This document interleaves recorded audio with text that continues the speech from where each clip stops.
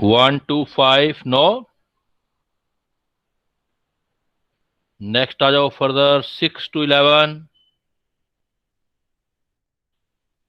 6 to 11।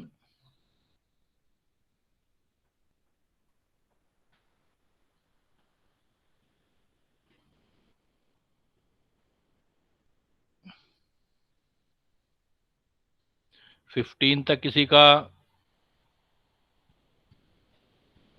Up to 15। चलो फिर नहीं है तो बेटा आगे चलते हैं आज हम। सर हो गए थे। कोई बात नहीं बेटा, आगे चलते हैं तभी। क्योंकि सॉल्यूशन तो आता होगा ना इसका साथ में, तो कुछ हेल्प मिल जाता होगा। हाँ जी सर। एक बेटा इसमें एक इक्विलिब्रियम वाले पार्ट में पॉइंट और पूछा जाता है, सोल्यूबिलिटी। लास्ट बफर किया था हमने। हाँ बफर किया था, उसके बाद सॉल्युबिलिटी एंड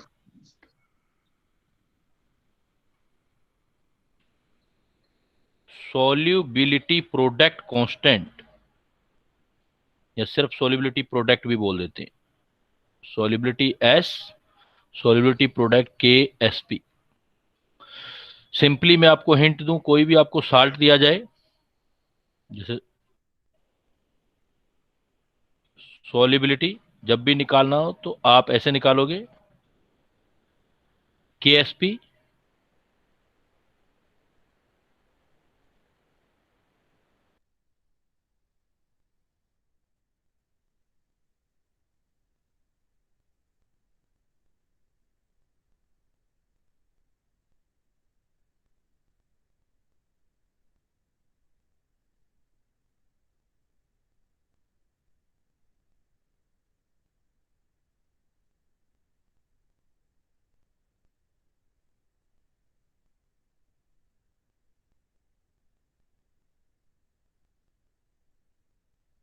सर आपकी आवाज नहीं आ रही।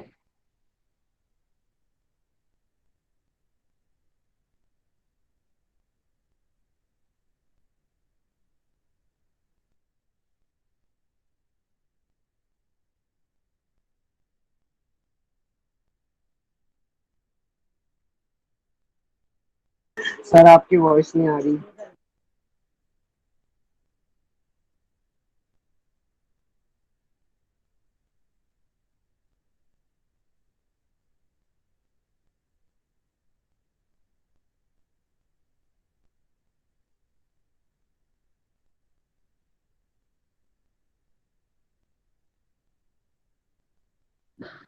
आमिर सर, सर चले गए क्या? हाँ बेटा सरकार, लग रहा है कुछ इंटरनेट का इशू हुआ है, क्योंकि स्क्रीन भी रुक गई थी सर की और पहले वॉइस चली गई थी। जी चले गए थे, हाँ जी। तो मैं एक बार चेक करता हूँ, वेट करो। Okay sir.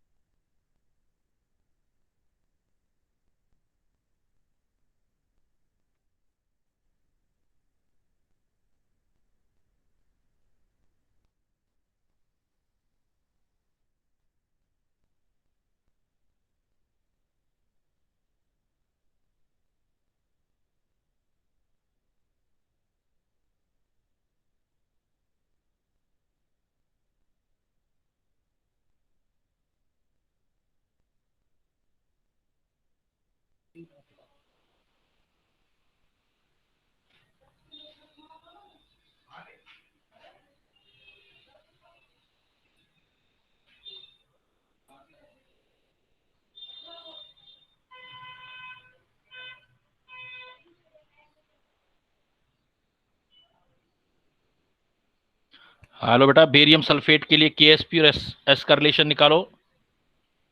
सर ये तो हमने कुछ सुना ही नहीं स्टार्टिंग से। ये सॉल्युबिलिटी एंड सॉल्युबिलिटी प्रोडक्ट जो KSP आप निकाल रहे हो बेटा, ये फार्मूला है AXB।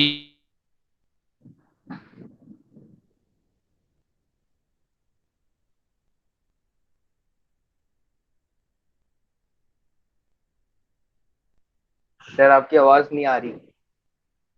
सर आपकी वॉइस चली गई है सर।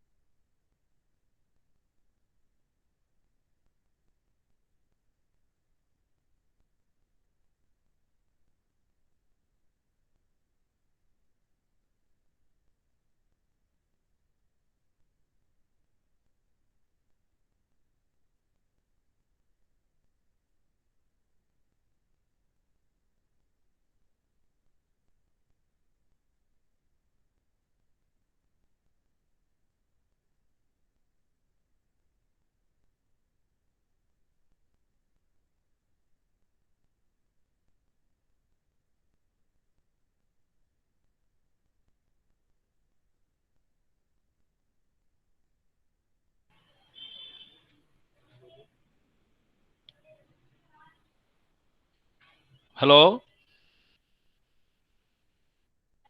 हेलो। जी सर। जी सर। हाँ हाँ, ये देखो, ये सोलिबिलिटी एंड सोलिबिलिटी प्रोडक्ट में रिलेशन निकाल रहे हो आप। तो अगर कोई भी साल्ट वाटर में सोल्यूबल करें तो उसका जो एक लिमिट होता है जहां तक इक्विलिब्रियम स्टेब्लिश होता है उस पर डिपेंड करता है। तो इसका रिलेशन होता है, जैसे मान लो सॉल्ट है आपके पास AXBY, तो आप क्या करोगे, सॉल्ट AXBY है तो लिखोगे KSP, शॉर्टकट में सिखा रहा हूँ। KSP इज इक्वल टू, जैसे कैटायन X है तो X की पावर X, एनायन Y है तो Y का पावर Y, सोलिबिलिटी और दोनों पावर ऐड कर दो। जैसे मान लो AgCl की सोलिबिलिटी, प्रोडक्ट और सोलिबिलिटी में रिलेशन निकालना है आपको, देन लिखोगे आप KSP of AgCl is equal to, फार्मूले में एक कैटायन है 1 का पावर 1, एक Cl है 1 का पावर 1, सोलिबिलिटी दोनों पावर ऐड कर दी, KSP is equal to S के। तो इसी टाइप से आप क्या करो, इनके लिए रिलेशन निकालो KSP और S में, BaSO4 AgTSO4, और एक और बना लो ये वाला,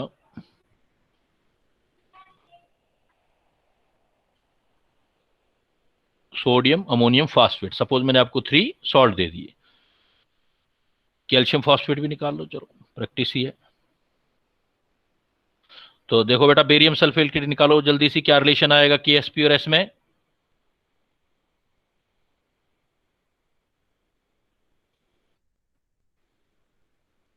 हेलो हेलो। हाँ जी सर। हाँ, रिलेशन हाँ जी निकालो बेटा। सर। हाँ, आवाज आ रही है ना बेटा। हाँ, इसका बेरियम सल्फेट के लिए निकालो KSP और S में रिलेशन।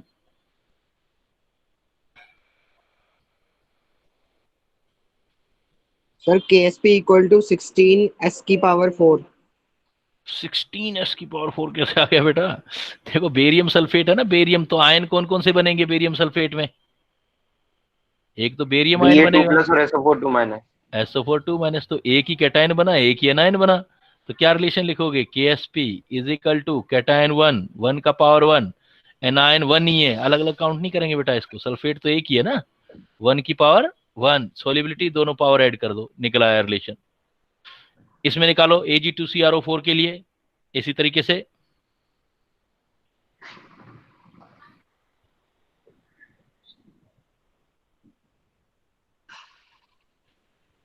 सर कैटायन और एनायन तो दो होंगे ना इसमें, किसमें, बेरियम सल्फेट में।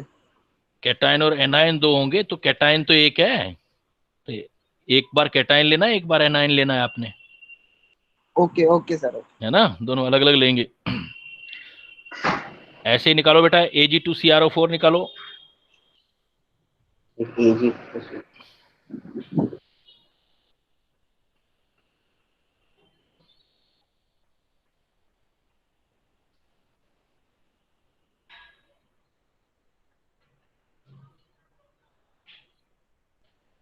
Ag देखो क्या लिखोगे, के एस पी, इतनी देर नहीं लगनी चाहिए बेटा, बहुत इजी काम है ये तो, इसमें क्या है, के एस पी। कैटाइन कितने हैं इसके अंदर, कैटाइन कितना है बेटा, 2। Ag2 है तो 2 ही तो हुआ कैटाइन, कैटाइन 2, 2 की पावर 2, एनाइन पूरा का पूरा 1, 1 की पावर 1, सोलिबिलिटी दोनों पावर ऐड कर दो 2 + 1, तो रिलेशन आ गया K S P is equal to 4s का क्यूब। इसमें निकालो सोडियम अमोनियम फॉस्फेट। अब ध्यान रखना अलग अलग कैटाइन, पहले ये निकालो कैल्शियम फॉस्फेट, सोल्व करो कैल्शियम फॉस्फेट, ये आएगा Ca3PO4 का ट्वाइस, इसका निकालो।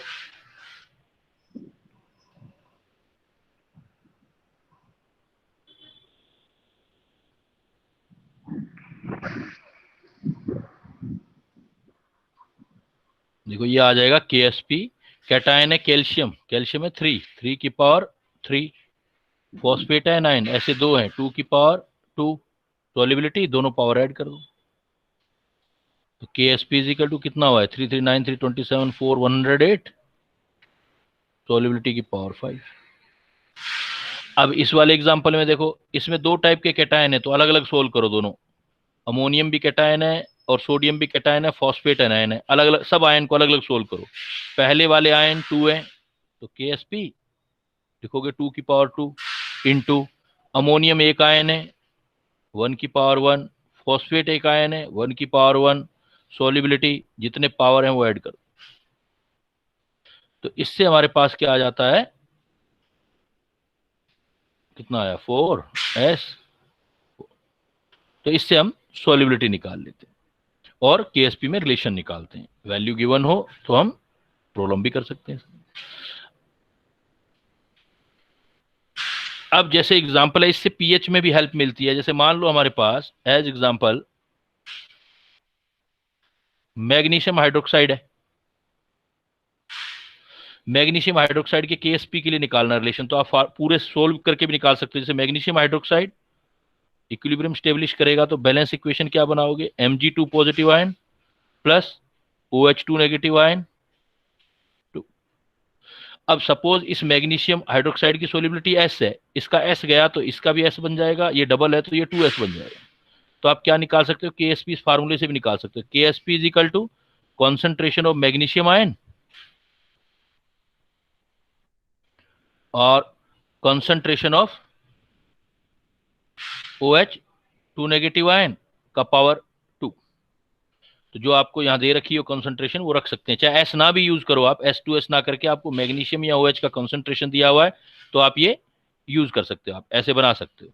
सपोज मैं आपको कह दूं कि यहां पर जो सोलिबिलिटी है, सपोज इफ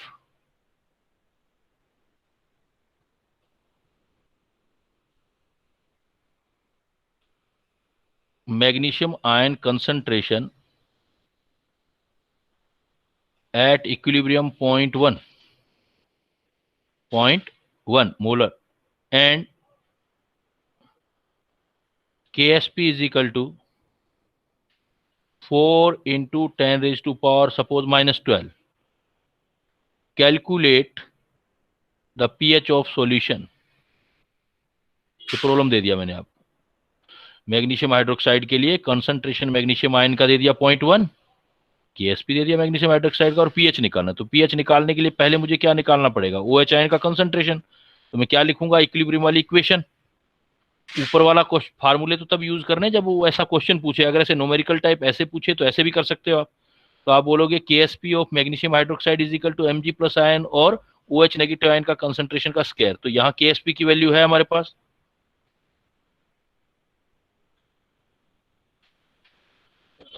ये 13 कर देते हैं, इजी कैलकुलेशन हो जाएगा, 4 into 10 raise to power suppose 13, ये आ गया। Mg प्लस आयन का कंसंट्रेशन दिया हुआ है 0.1, मतलब 10 raise to power -1। OH negative ion का कंसंट्रेशन निकालना है तो OH निकाल लो पहले, OH नेगेटिव आयन आया तो ये इधर चला गया 10, ऊपर जाएगा प्लस, तो 4 इंटू 10 रेज़ टू पावर -12 आ गया। तो OH की कंसंट्रेशन निकालो, OH का स्क्वायर है तो 2, यहां से क्या हो गया इसका OH का अंडर रूट ले लिया, तो 2 into 10 raise to power -6, 2 into 10 raise to power -6, theoretically question बनाया मैंने, देखेंगे अगर प्रैक्टिकली बनता है, नहीं तो उसको प्रैक्टिकली कर लेंगे फिर। तो 2 × 10⁻⁻6 आ गया। तो ये OH की कंसंट्रेशन आ गई। अब OH है, हमें चाहिए पहले POH निकालते हैं। POH is equal to negative logarithm of OH negative ion. तो 2 × 10⁻⁻6, तो -6 ये कम हो गया 0.3, तो कितना आ गया, 6 में से 0.3 चला गया आपका, 6 में से 0.3 चला गया तो 5.7। ये तो POH आ गया, हमें pH चाहिए, तो pH is equal to 14 minus POH। तो ये इस तरह के क्वेश्चन आपके आते हैं, एग्जाम में पूछे जाते हैं। 14 घुमा फिरा के क्वेश्चन पूछेगा, 14 माइनस 5.7, जो आंसर आए वो निकाल लो आप, 7 से ऊपर आ जाएगा बेसिक मीडियम में। तो जब आपका इस टाइप का प्रॉब्लम आ जाए MgOH ट्वाइस, तो तोड़ भी सकते हो, आयन में ब्रेक कर लो, Mg पॉजिटिव और 2H मत लिखो, SS कुछ मत लिखो, जो वैल्यू नहीं है। तो जितना कंसंट्रेशन इसका होगा और इसका अगर दोनों का नहीं दे रखा है तो फिर ऐसे यूज कर लेंगे, जितना इसका आएगा उतना। अगर कुछ डेटा दे रखे हैं तो यूज कर लेंगे कि Sp = Mg2 positive OH2 negative ion, ये यूज नहीं करेंगे अब हम, ये नहीं बना रहे हम, क्योंकि हमें डेटा दे रखा है, ये 0.1 दे रखा है, ये दे रखा है, तो ये निकाल लेंगे फार्मूले से कि Sp = Mg+2 आयन का कंसंट्रेशन OH नेगेटिव आयन की कंसंट्रेशन का स्क्वायर, वहां से OH की वैल्यू सोल्व कर लेंगे। OH आ जाएगा तो POH निकाल सकते हो नेगेटिव लोगेरिथम लेकर के, POH आ गया तो pH निकाल सकते हो 14 से माइनस करके। क्लियर? और इस तरीके का प्रॉब्लम जनरली पूछा जाता है, ये कैलकुलेशन, क्योंकि इसमें बहुत सारी चीजें एक साथ आ जाती हैं तो पूछी जाती हैं। एक होता है इसमें बेटा, सोलिबिलिटी को कौन से फैक्टर अफेक्ट करते हैं।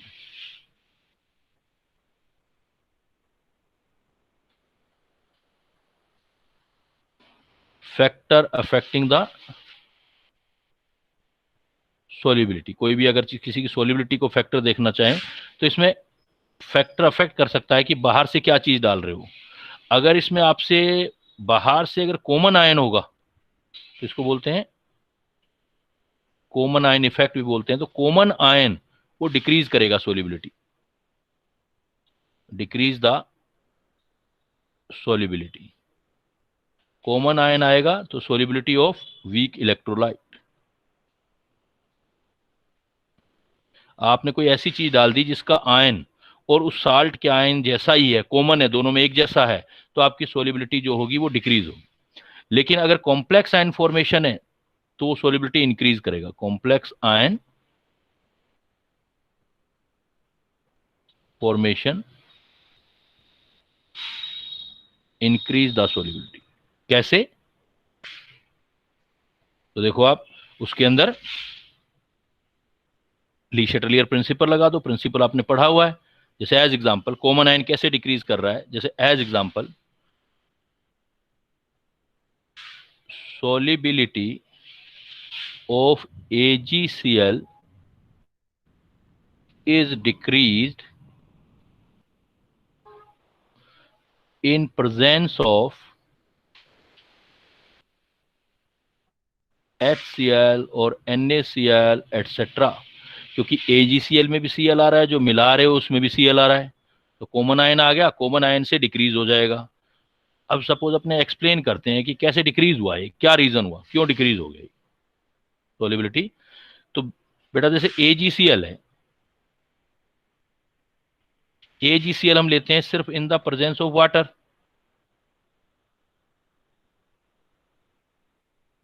और कोई नहीं है, तो AgCl में Ag पॉजिटिव और Cl नेगेटिव बनेगा। तो सपोज की सोलिबिलिटी आई S, सोलिबिलिटी S है, तो AgCl की सोलिबिलिटी S है, इसका S गया तो ये भी S बनेगा, ये भी S बनेगा। लेकिन अभी हम इसको क्या कर लेते हैं, इन प्रेजेंस ऑफ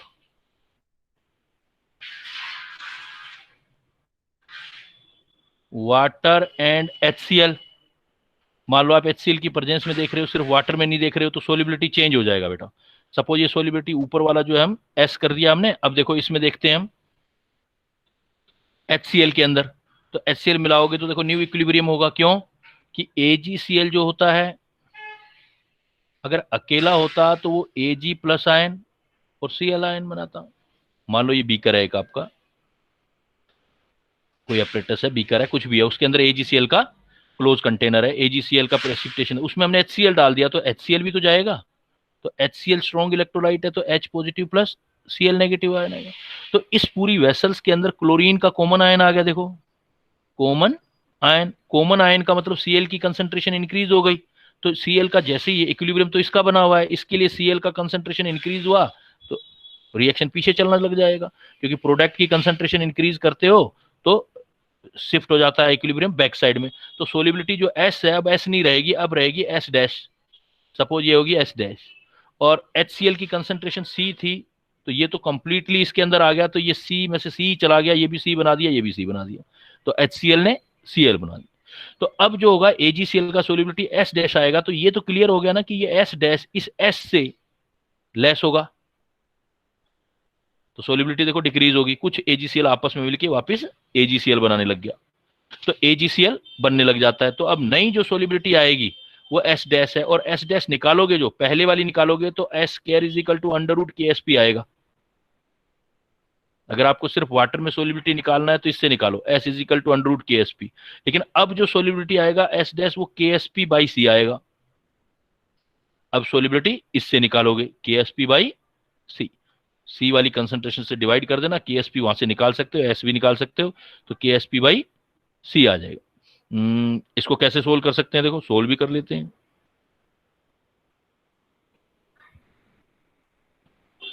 सपोज अब की बार क्या होगा, KSP is equal to concentration of Ag plus ion equilibrium पर और Cl नेगेटिव आयन। अब जो KSP है वो तो KSP है ही, Ag की कंसंट्रेशन आयन S डैश, लेकिन क्लोरीन तो इधर से भी मिल रहा है इधर से भी मिल रहा है, तो S डैश प्लस C, ये काफी हाई वैल्यू होती है क्योंकि स्ट्रॉन्ग इलेक्ट्रोलाइट है, तो इसको थोड़ा नेग्लेक्ट कर सकते हो आप। तो KSP is equal to S dash by C रह गया, तो क्या आ गया KSP, ये देखो ये चीज आ गई, तो S dash is equal to KSP by C, इस फार्मूले से निकाल सकते हो। बट अब इसी एग्जांपल को आप देखो, AgCl का ही सोलिबिलिटी, आप AgCl का ही सोलिबिलिटी इधर देखो, अगर फॉर्मेशन कॉम्प्लेक्स इंक्रीज बन रहा है, जैसे आप देख सकते हो इसका एग्जांपल, दोनों ही काफी इंपॉर्टेंट एग्जांपल है, solubility of AgCl is increased in presence of ammonia. Ammonia की प्रेजेंस में इसी AgCl की सोलिबिलिटी देखोगे तो पहले से इंक्रीज हो जाएगी। कैसे? बिकॉज आपने AgCl दिया, AgCl से क्या बनेगा, Ag प्लस आयन और प्लस Cl नेगेटिव आयन। अगर आपने अमोनिया ऐड कर दिया तो अमोनिया इसके साथ रिएक्ट करने लग जाएगा। अगर अमोनिया ऐड कर दिया तो अमोनिया Ag से रिएक्ट करके AgNH3 ट्वाइस पॉजिटिव कॉम्प्लेक्स बनाने लग जाएगा, ये इसको बोलते हैं कॉम्प्लेक्स, कोऑर्डिनेशन केमिस्ट्री वाला। तो जैसे जैसे AgCl से Ag बनता जाएगा, अमोनिया से रिएक्ट करके वे इधर चलता जाएगा, तो इक्विलिब्रियम आगे आता जाएगा, तो ज्यादा से ज्यादा AgCl सॉल्युबल होता जाएगा। तो सॉल्युबिलिटी ऑफ AgCl, आप इस चीज को मेमोरी में डाल दो कि AgCl की सॉल्युबिलिटी अगर या किसी की भी सॉल्युबिलिटी कॉमन आयन है तो डिक्रीज होगी, कॉम्प्लेक्स आयन है मतलब प्रोडक्ट को बढ़ाने वाला है, कॉमन आयन का मतलब प्रोडक्ट बढ़ाने वाला आ गया, प्रोडक्ट बढ़ाने वाला है तो सॉल्युबिलिटी कम होगी, प्रोडक्ट को हटाने वाला है तो सॉल्युबिलिटी इंक्रीज हो जाएगी। जैसे अब जरा ये प्रॉब्लम मुझे बताओ,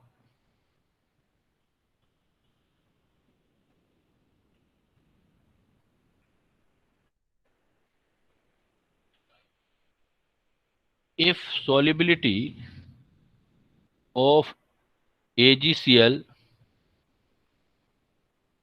in water S1 in aqueous ammonia S2 and in aqueous HCl is S3, then provide the increasing order of solubility। क्या आएगा बताओ बेटा, क्वेश्चन आ गया ये वाला, if solubility of AgCl in water S1 in aqueous ammonia S2 and in aqueous HCl S3 then provide the increasing order of solubility। क्या रहेगा answer बताओ।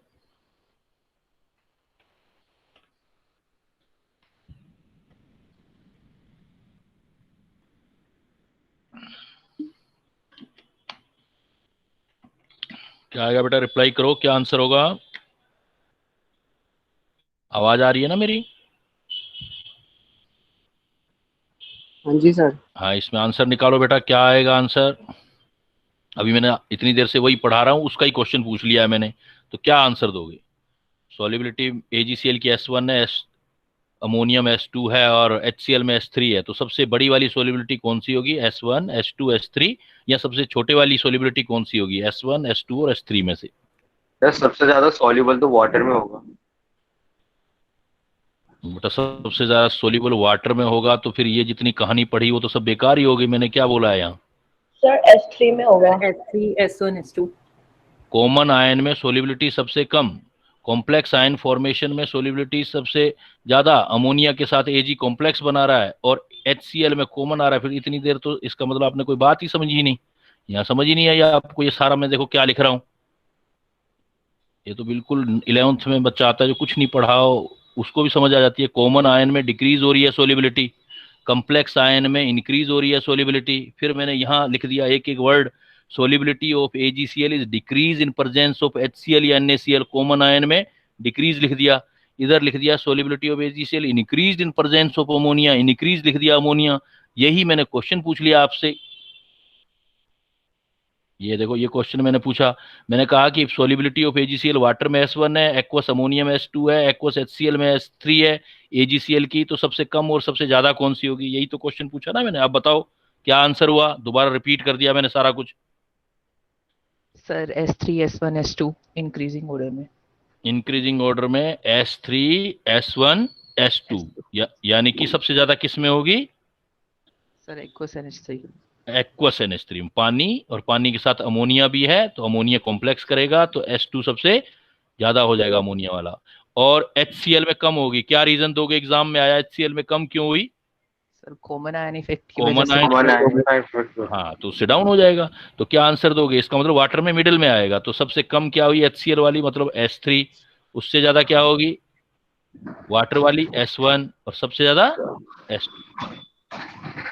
और जब वैल्यू निकालोगे ना, वैल्यू निकालो तो कंपेयर करो तो बेटा माइनस में होती है ये पावर, ध्यान रखना। जो माइनस में जो बड़ी दिखती है वो छोटी होती है, जो छोटी दिखती है वो बड़ी होती है। और एक आप ये चीज देख लो कि प्रेसिपिटेट कैसे फॉर्म होता है, PPT फॉर्मेशन। देखो मान लो मैं कोई भी एक साल्ट है A और B, सॉलिड लिया मैंने, उठाया,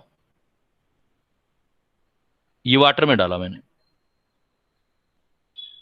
AB को जैसे वाटर में डाला तो AB वाटर में डिजोल्व होने लग गया, और डिजोल्व होता होता एक लिमिट तक डिजोल्व होगा, जितना होना है उतना हो जाएगा। लेकिन अगर मैं और डालता जाऊं AB और डालता जाऊं तो ये क्या होगा कि अब एक्स्ट्रा जो A प्लस B डिजोल्व होंगे फिर आपस में अटैच होकर वापिस AB बनाने लग जाएंगे। तो कोई भी सॉल्ट जो होता है जिसको हम स्पेरेंगली सोल्यूबल सॉल्ट बोलते हैं, एक लिमिट तक डिजोल्व होता है, उसके बाद वो डिजोल्व होना बंद हो जाता है। बंद होके क्या करेगा? ये AB जो होगा, अब ये AB जो आपने डाला तो आयन बनाने लग गया, ये पॉजिटिव भी नेगेटिव, लिमिट तक बनाया, फिर भी आप AB डाले जा रहे हो तो AB वापिस होके इस AB को सॉलिड की तरह नीचे बिठाने लग जाएगा। ये जो होता है A पॉजिटिव और B नेगेटिव, इसके आयन है, तो इसको बोलते हैं, इनकी कंसंट्रेशन का प्रोडक्ट जो होता है उसको बोलते हैं आयनिक प्रोडक्ट। और जब इक्विलिब्रियम स्टेब्लिश हो जाता है उस टाइम पे जो आयन की प्रोडक्ट आते हैं उसको बोलते हैं हम KSP। अभी देखा था आपने सोल्यूबिलिटी प्रोडक्ट। आयनिक प्रोडक्ट को IP से लिखते हैं और सोल्यूबिलिटी प्रोडक्ट को KSP से। है क्या? आयनिक प्रोडक्ट बनाऊंगा वो भी यही आएगा, इन दोनों के आयन की कंसंट्रेशन, A पॉजिटिव और B नेगेटिव की कंसंट्रेशन, लेकिन किसी भी टाइम पर, T एनी टाइम। KSP जो है वो फिक्स वैल्यू है, जहां पर उसका इक्विलिब्रियम स्टेब्लिश होना है, वो भी कंसंट्रेशन तो A पॉजिटिव का होगा एंड B नेगेटिव का होगा, लेकिन किस पर? इक्विलिब्रियम पर, EQ इक्विलिब्रियम पर। तो अब क्या है कि अगर IP की वैल्यू, ये तो फिक्स वैल्यू है, ये तो कांस्टेंट वैल्यू है, ये वेरिएबल है। अगर आयन की कंसंट्रेशन अभी कम है KSP से तो KSP बनाने के लिए आगे चलता जाएगा, बराबर होगी तो इक्विलिब्रियम बन जाएगा। एक्स्ट्रा होगी A और B की concentration, IP ionic product extra हो गया तो वापस AB में चलने लग जाएगा। तो इसके लिए हम क्या कहते हैं कि 3 केस बन गए हमारे पास। देखो KSP के कंपैरिजन में IP के 3 केस आ गए। क्या केस आ गए? एक केस होगा कि IP बहुत कम, अभी आयंस बहुत कम बने हुए हैं, किसके कंपैरिजन में? KSP के कंपैरिजन। एक केस ये हो गया कि आयनिक प्रोडक्ट में आयन उतने बन गए जितने KSP में बनने चाहिए थे। और एक ये हो गया कि आयन जो है, आयन की कंसंट्रेशन का प्रोडक्ट जितना KSP है उससे भी ज्यादा हो गया। अगर IP अभी कम है तो तो इसका मतलब अभी जो आपका सॉल्ट है वो सोल्यूबल होगा, सॉल्ट सोल्यूबल होता चला जाएगा, सोल्यूबल, इसको हम बोलते हैं अनसैचुरेटेड सॉल्यूशन।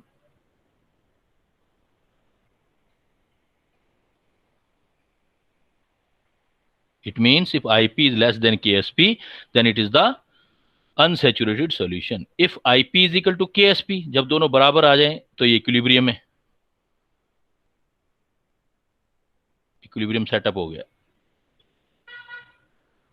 और इक्विलिब्रियम सेटअप का मतलब हो गया मैक्सिमम सोल्यूबल हो गया। अब जितना ना इससे ज्यादा सोल्यूबल नहीं होगा, तो मैक्सिमम सोल्यूबिलिटी बोलोगे।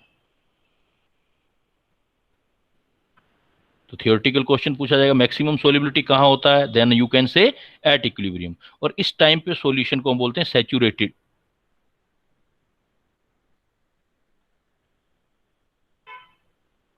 ये जो सॉल्यूशन है वो सैचुरेटेड है। सपोज अब मेरे पास आईपी ज्यादा हो चुका है इक्विलिब्रियम केएसपी सेटअप के पास, तो इसको हम बोलते हैं अब जो होगा वो पीपीटी फॉर्मेशन आ जाएगा।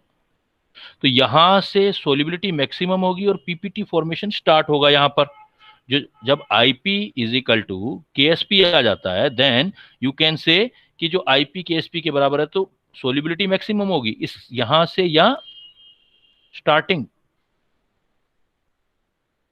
ऑफ पीपीटी फॉर्मेशन, यहां से पीपीटी स्टार्ट होगा बनना। अगर यहां आईपी बड़ा हो गया तो अब पीपीटी बन जाएगा, पीपीटी फॉर्मेशन कंप्लीट हो गया। और इस टाइम पे सॉल्यूशन को बोलेंगे सुपर सैचुरेटेड, मतलब सैचुरेशन से ऊपर चला गया। अब मेरे एक एग्जांपल का आंसर दो आप। सपोज मैंने बोला कि एज एग्जांपल ये एक मेरे पास स्पेरेंगली सोल्यूबल साल्ट है M,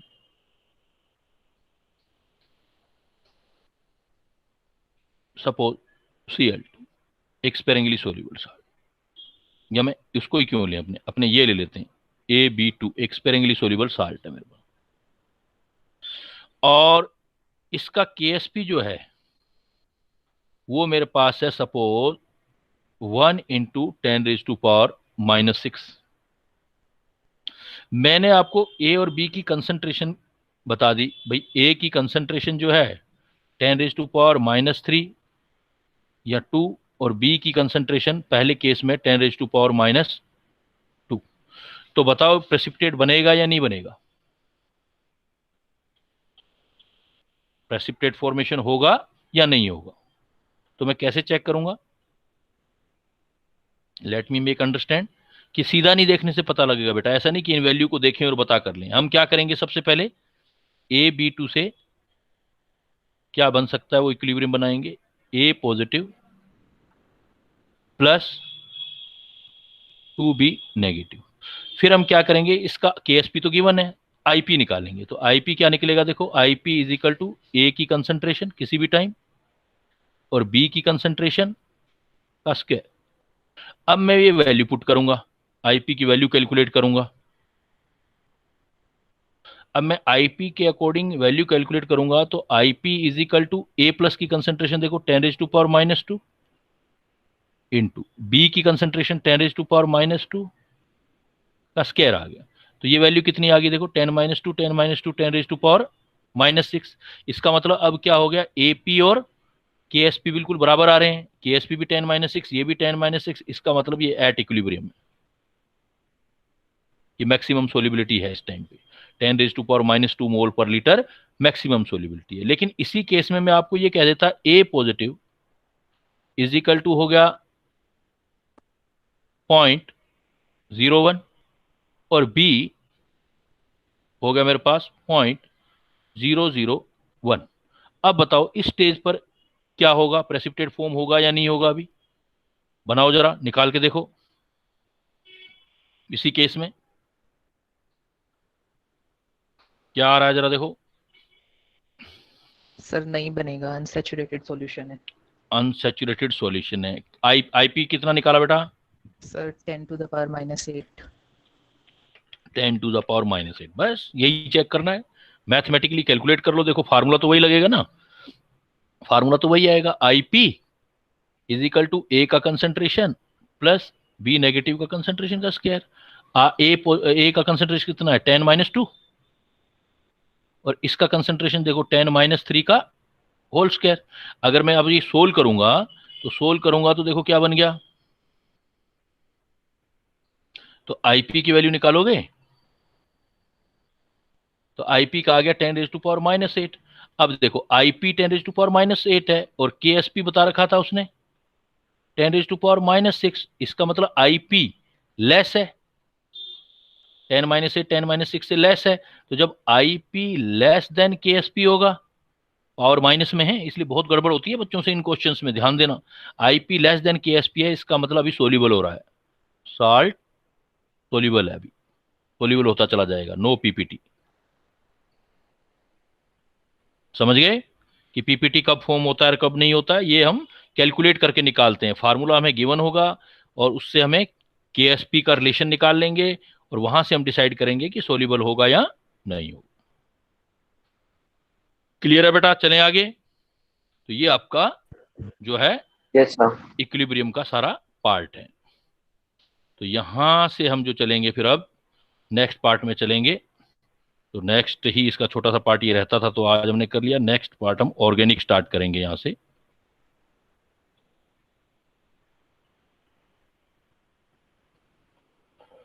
ऑर्गेनिक केमिस्ट्री के काफी, वैसे तो काफी फंडामेंटल्स काफी सारी चीजें होती हैं, लेकिन जो एग्जाम पॉइंट ऑफ व्यू से काफी इंपॉर्टेंट चीजें होंगी, नेम रिएक्शंस होंगी, तो रिलेटिव स्टडी करेंगे हम। तो इसमें सबसे पहले जनरल ऑर्गेनिक केमिस्ट्री बात करेंगे, जीओसी बोलते हैं जिसको, GOC main point. GOC, GOC में बेटा सबसे पहले जो आप करोगे वो आएंगे इलेक्ट्रॉनिक इफेक्ट। जिन चीजों की सबसे ज्यादा जरूरत होगी हमें, वन बाय वन वो स्टार्ट करेंगे। इलेक्ट्रॉनिक इफेक्ट, इलेक्ट्रॉनिक इफेक्ट का मतलब है जो बॉन्ड होते हैं, बॉन्ड के इलेक्ट्रॉन होते हैं, वो कैसे मूव करेंगे, किधर जाएंगे। तो इसमें आपको मेनली ये 3 इफेक्ट तो बहुत अच्छे से आने चाहिए। एक इफेक्ट होता है बेटा इंडक्टिव,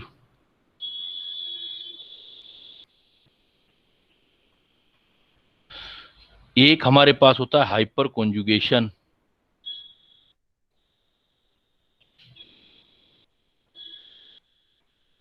और एक होता है रेजोनेंस।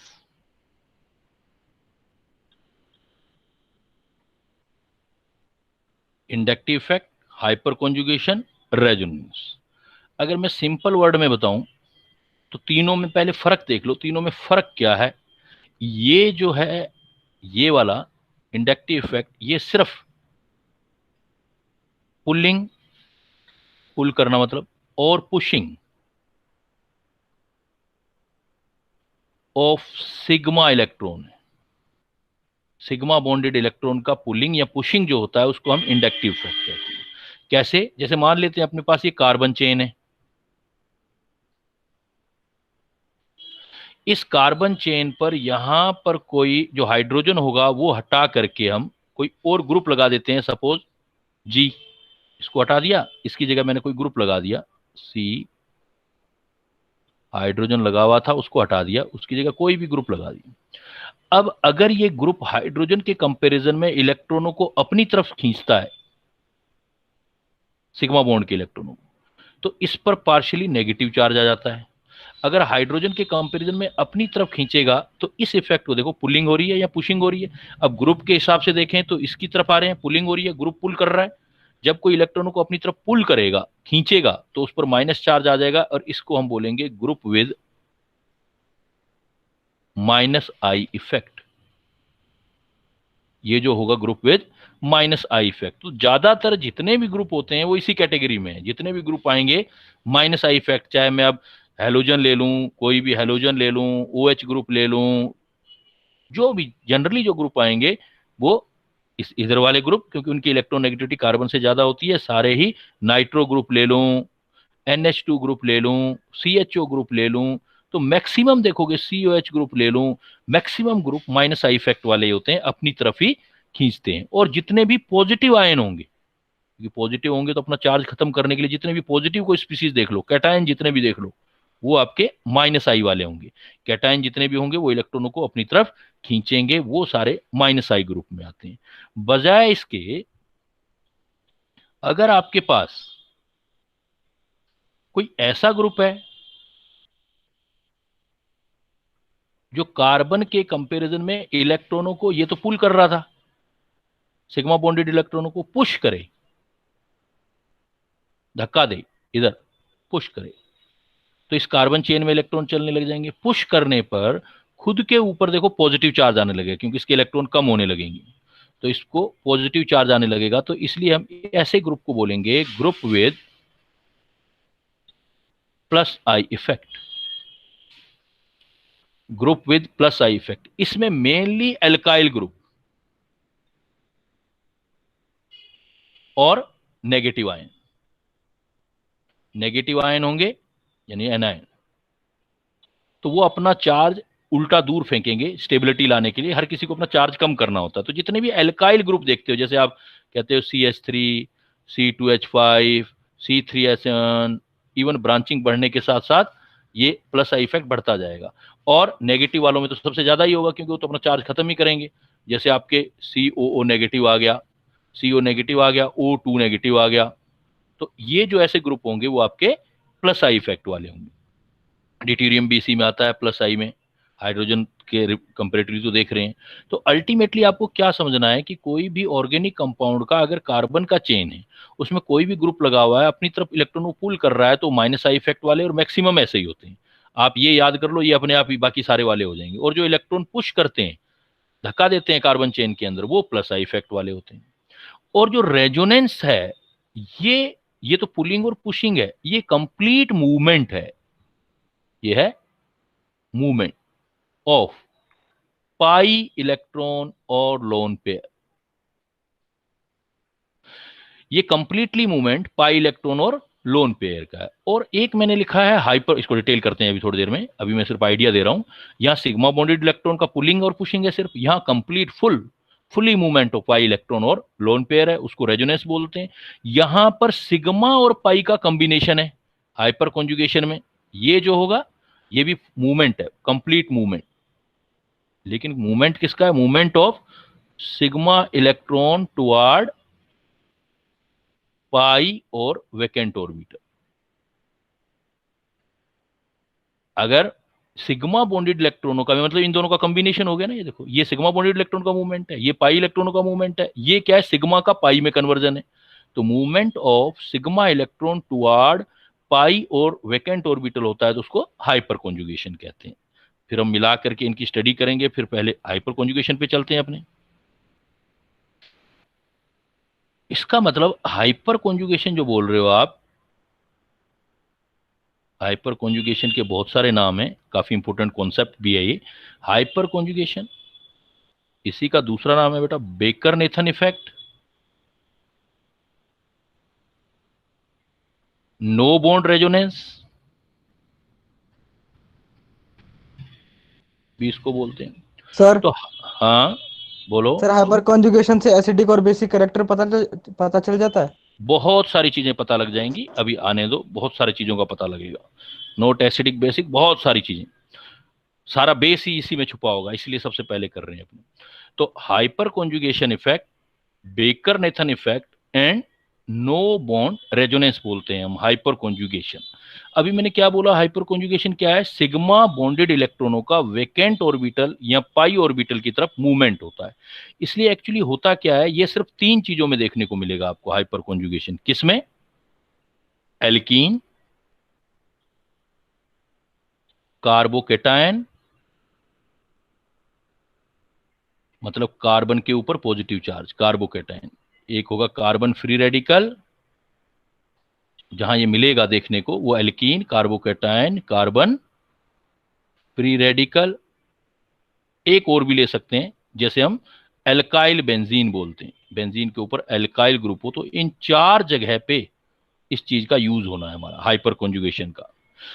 अब कैसे होता है और इन्हीं में क्यों है? कार्ब एनायन क्यों नहीं आया या दूसरी कोई कैटेगरी नहीं आई? तो उसका कॉन्सेप्ट जो ऊपर हमने बोला है कि ये एक्चुअल में movement, complete movement of sigma bonded electron toward vacant orbital है। जैसे देखो कार्बोकेटायन है, तो कार्बोकेटायन का मतलब ये हो गया कि अगर कार्बन पर पॉजिटिव चार्ज है, इसका मतलब ये हो गया कि इसका ऑक्टेट कंप्लीट नहीं है, इसका मतलब इसके पास वैकेंट ऑर्बिटल है। जहां भी कार्बन पर पॉजिटिव चार्ज आ गया, इसका मतलब उसके पास वैकेंट पी ब्लॉक का है, ये पी ऑर्बिटल है।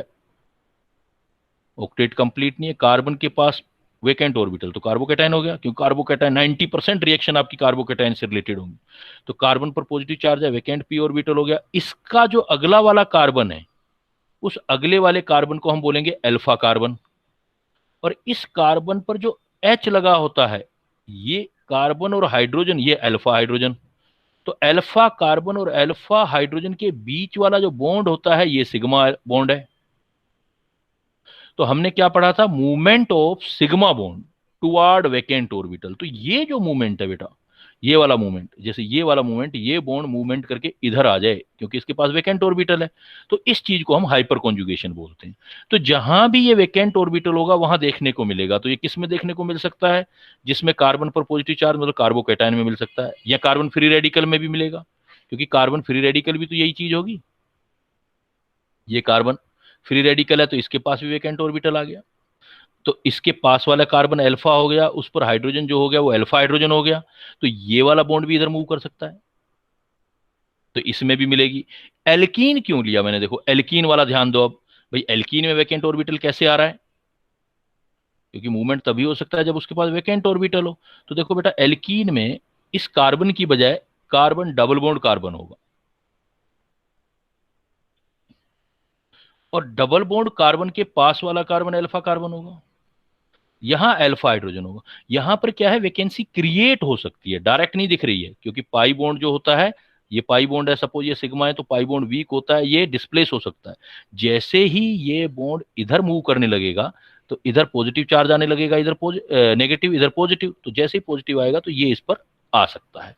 तो हमने क्या पढ़ा कि एक्चुअल में हाइपर कॉन्जुगेशन क्या हुआ। अब देखो मैंने क्या बोला था, what is the hyper conjugation, movement of sigma bond, movement of sigma bond toward vacant orbital. तो वेकेंट ऑर्बिटल किस किस के पास हो सकता है, कार्बोकैटायन के पास हो सकता है, कार्बन फ्री रेडिकल के पास हो सकता है, या carbon double bond carbon alkene के पास हो सकता है। इसलिए इस कॉन्सेप्ट का यूज हम एल्कीन में, कार्बोकैटायन में, कार्बन फ्री रेडिकल या एल्काइल बेंजीन में भी यही बात है, क्योंकि बेंजीन अगर होगा हमारे पास तो बेंजीन तो ये है, तो बेंजीन के अगला वाला कार्बन, इस पर अगर हाइड्रोजन है तो इसके लिए भी तो यही बात होगी ना कि ये बॉन्ड इधर जा सकता है, तो ये नेगेटिव हो जाएगा या पॉजिटिव चार्ज प्रोड्यूस हो जाएगा, तो ये ऐसा आ जाएगा। तो ये तो एक ही बात है, एल्कीन इसलिए मैंने लिख दिया अलग, लेकिन एक जैसे केस है। तो बेंजीन में भी ऐसा कुछ देखने को मिल सकता है, इसको हम बोलते हैं हाइपर कॉन्जुगेशन। पहला पॉइंट आता है कि जितनी ज्यादा अल्फा हाइड्रोजन होंगी उतने ज्यादा हाइपर कॉन्जुगेशन आपके होंगे, और उतनी ज्यादा ऊपर की जो तीन चीजें हैं उनकी स्टेबिलिटी आएगी। तो पहला देखो, अब क्वेश्चनिंग पर जा रहे हैं हम। Note number 1, number of alpha hydrogen, जितने alpha hydrogen, number of alpha hydrogen ज्यादा होंगे उतने ज्यादा हम कहेंगे हाइपर कॉन्जुगेशन फॉर्म होंगी।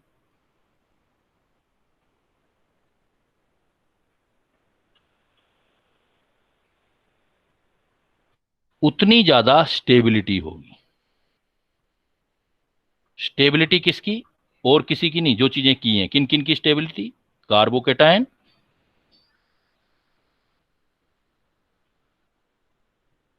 Free radical,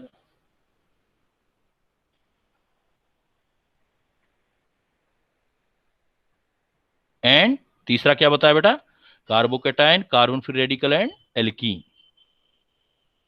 in note alkyl benzene, alkyl benzene नहीं देखनी इससे। एल्काइल बेंजीन में क्या देखना है अभी बताऊंगा।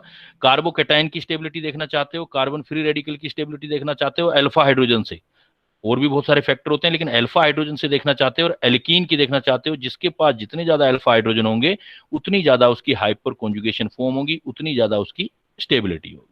जैसे एग्जांपल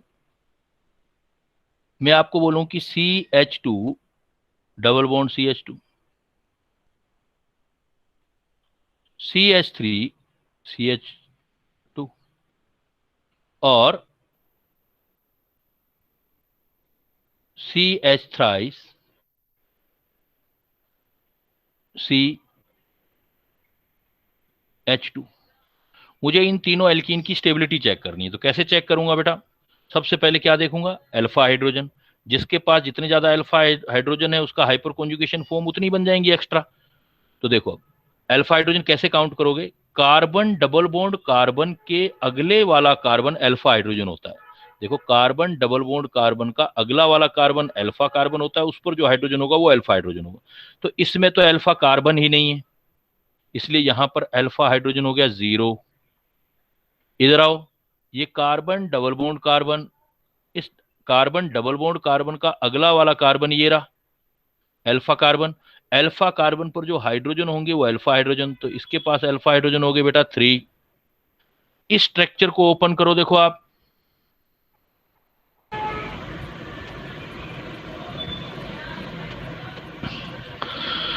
इस स्ट्रक्चर को ओपन करेंगे, कितने अल्फा हाइड्रोजन है? तो पहले इस स्ट्रक्चर को ओपन करो, CH3 CH3।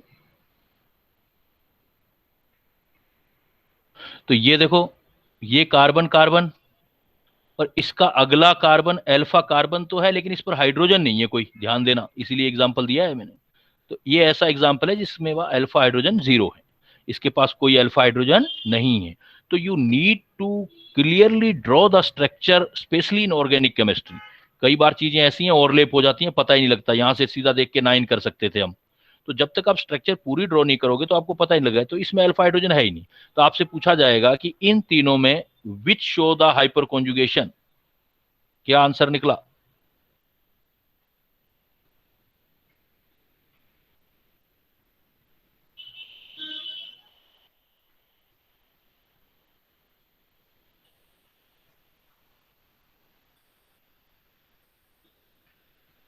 क्या आंसर होगा बेटा इन तीनों में, बताओ?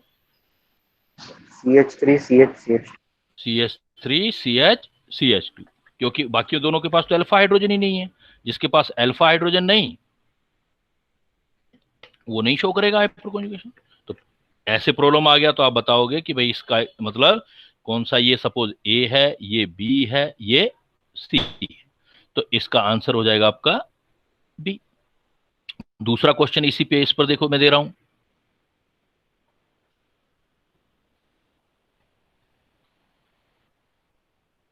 How many hyper conjugative form of B, बताओ। B हाइपर कॉन्जुगेशन शो करेगा तो हाइपर कॉन्जुगेटिव फॉर्म भी बनेगी, कितनी बनेगी? जितने अल्फा हाइड्रोजन बेटा, जितने अल्फा हाइड्रोजन होंगे वो सारे हाइपर कॉन्जुगेटिव फॉर्म बनाएंगे, तो जितना अल्फा हाइड्रोजन होगा उतनी। तो आप आंसर दोगे अल्फा हाइड्रोजन 3, सो हाइपर कॉन्जुगेटिव फॉर्म भी 3 हो जाएंगे। जितने अल्फा हाइड्रोजन होते हैं उतनी हाइपर कॉन्जुगेटिव फॉर्म। अब यहां पर, बिकॉज ये काफी इंपॉर्टेंट पॉइंट है जो अब हम क्वेश्चनिंग जिस पर जा रहे हैं, तो एल्कीन की आप इससे स्टेबिलिटी देख सकते हो। तो ये जो काम आ सकता है, ये आ सकता है, एक फिर मैं कॉन्सेप्ट लिख रहा हूं, देखो ये काफी काम आने वाला है, फिर नोट लिख रहा हूं। जिसके अल्फा हाइड्रोजन जितने ज्यादा, उसकी एल्कीन की बात कर रहे हैं हम सिर्फ, स्टेबिलिटी ऑफ एल्कीन उतनी ज्यादा, स्टेबिलिटी ऑफ एल्कीन। और स्टेबिलिटी ऑफ एल्कीन तो reactivity toward hydrogenation, reactivity toward मतलब हाइड्रोजन ऐड होने की property, reactivity of hydrogenation. Hydrogen जितनी इजीली ऐड होगा उसकी एनर्जी उसमें निकलती है, इसलिए इसको एंथैल्पी ऑफ हाइड्रोजिनेशन भी बोलते हैं हम। एंथैल्पी ऑफ हाइड्रोजिनेशन, ये क्वेश्चन आएंगे एग्जाम में आपके इन वर्डिंग के साथ। तो जितना अल्फा हाइड्रोजन ज्यादा, उस एल्कीन की स्टेबिलिटी उतनी ज्यादा, और उसकी रिएक्टिविटी, या हाइड्रोजन के लिए रिएक्टिविटी, हर किसी के लिए नहीं, हाइड्रोजन के लिए रिएक्टिविटी यानी कि हाइड्रोजन के साथ रिएक्शन बहुत कम होगी। हीट ऑफ हाइड्रोजिनेशन या एंथैल्पी ऑफ हाइड्रोजिनेशन उतना ही कम होगा। इफ, ये अब ये ध्यान रखना, if alpha hydrogen number, number of alpha hydrogen same, ऐसा कभी केस आ जाए सेम, तो एक ये हिंट याद कर लेना, अब हिंट दे रहा हूं मैं आपको, सिस आइसो ट्रांस, स्टेबिलिटी ऐसे इंक्रीज होगी, स्टेबिलिटी इंक्रीज होगा। सिस से ज्यादा, अल्फा हाइड्रोजन सेम हो तब करना है। If alpha hydrogen number same then cis से ज्यादा आइसो, और आइसो से ज्यादा ट्रांस एल्कीन की स्टेबिलिटी ज्यादा होगी, मतलब हाइड्रोजिनेशन रिएक्टिविटी हाइड्रोजन के लिए कम होगी। इस पर बहुत क्वेश्चन आते हैं, ये जो अभी पॉइंट लिखा है मैंने वेरी वेरी इंपॉर्टेंट है, बहुत बार प्रॉब्लम आते हैं। जैसे मैंने एग्जांपल दिया आपको, मैंने एग्जांपल दिया CH2, CH2, फिर एग्जांपल दिया RCH2, फिर एग्जांपल दिया R, फिर एग्जांपल दिया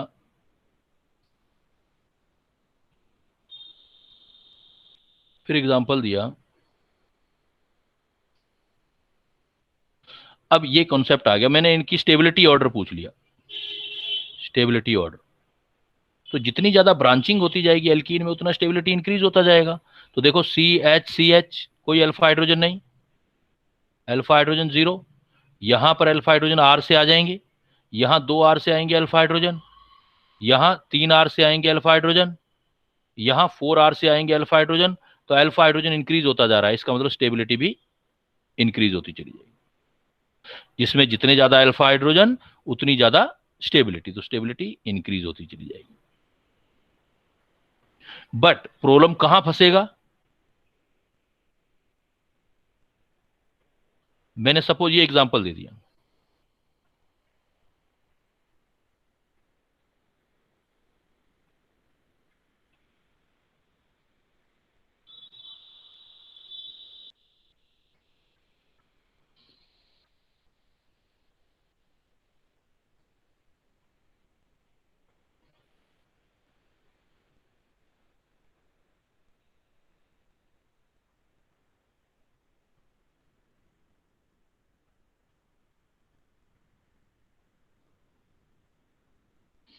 देखो बेटा ये एग्जांपल दे दिया मैंने। इधर देखो स्टेबिलिटी ऑर्डर बताना है, तो अल्फा हाइड्रोजन इसमें बताओ बेटा कितने होंगे फर्स्ट वाले में, अल्फा हाइड्रोजन बताओ। सर 3। सर 3 अल्फा, होंगे। ठीक है बेटा 3। इसमें बताओ अल्फा हाइड्रोजन। सर बी वाले में 6 होंगे। बी वाले में 6 होंगे, क्योंकि ये कार्बन डबल बॉन्ड कार्बन आ गया, इसके अगले वाला अल्फा कार्बन, जो अल्फा कार्बन पर हाइड्रोजन होते हैं वो अल्फा हाइड्रोजन। तो 3 ये यस 3 सर। ये 6 होगी। अब इससे इसके निकालो अल्फा हाइड्रोजन थर्ड वाले सी वाले के।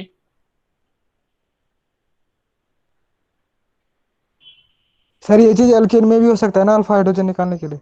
हैं एल्केन में? एल्केन में?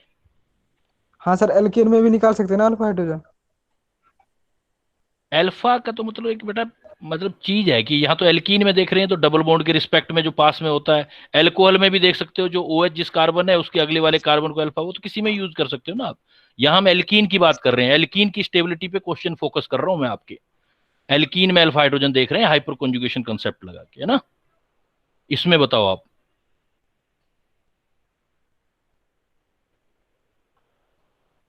उस पॉइंट पे भी आऊंगा जो आप सोच रहे हो ना अल्फा बीटा, वो अलग चीज होती है। 1 डिग्री 2 डिग्री 3 डिग्री हाइड्रोजन होते हैं वो एल्केन में। हाँ तो इसमें बताओ बेटा सी में के अंदर। सर इसमें भी 6 होंगे। इसमें भी 6 होंगे, यही तो बात है। इसमें भी 6 आगे देखो अल्फा हाइड्रोजन। इसमें सर देखो डी में भी 6 है। डी में भी 6 है, तो यही तो क्वेश्चन फंसेगा ना हमारा, कि अभी तो यस हमने सर। इतना इतना सीखा था कि जिसके पास अल्फा हाइड्रोजन ज्यादा होंगे उसकी स्टेबिलिटी ज्यादा होनी चाहिए। लेकिन अब क्या हुआ कि हमारे पास चलो इस 3 से ये ज्यादा वाले हैं तो इनकी स्टेबिलिटी ज्यादा होगी, तो इनको आपस में कैसे देखोगे। तो वो मेरा ट्रिक याद रखना, मैंने क्या बताया था, सिस आइसो ट्रांस। अगर ऐसा केसेस आ जाएं अल्फा हाइड्रोजन सेम आ जाएं तो सिस से ज्यादा हमेशा आइसो की स्टेबिलिटी और आइसो से ज्यादा ट्रांस की। तो देखो अब आप एक ही कार्बन पर दो मिथाइल ग्रुप होते हैं तो इसको आइसो बोला जाता है, तो ये आइसो ब्यूटाइलिन हो गया।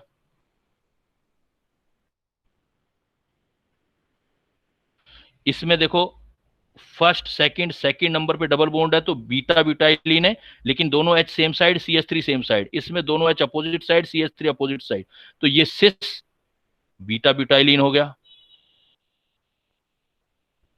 और ये ट्रांस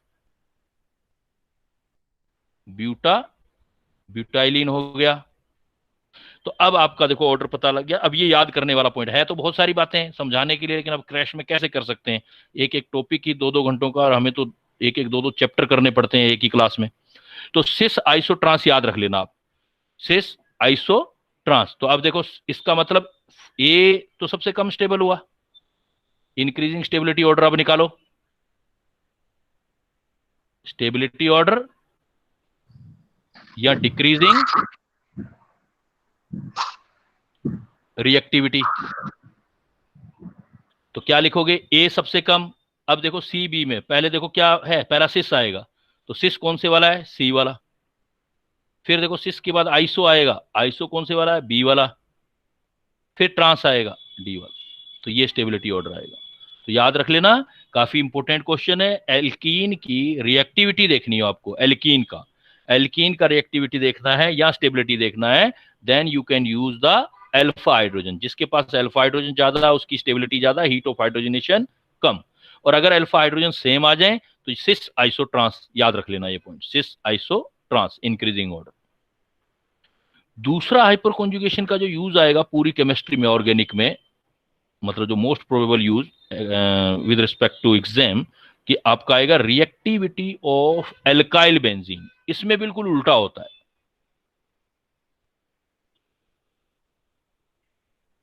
दूसरा नोट, अगर हमें रिएक्टिविटी एल्काइल बेंजीन की करनी है, रिएक्टिविटी ऑफ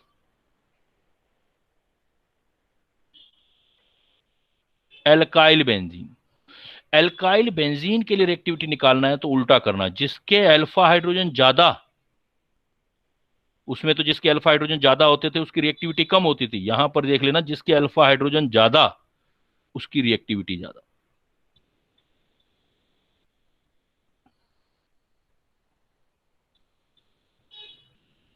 जिसके अल्फा हाइड्रोजन, एक्चुअली ये रिएक्टिविटी किसकी होती है अल्काइल बेंजीन? ये होती है टुवार्ड, लिखा हुआ नहीं होता, हमें समझना होता है, toward electrophilic substitution. Electrophile attack करता है,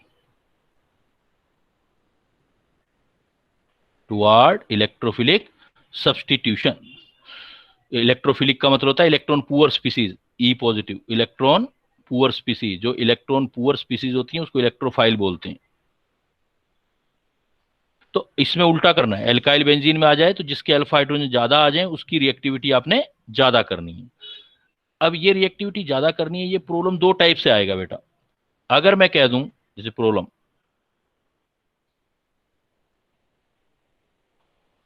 ऐसे क्वेश्चन लिख दूं, only consider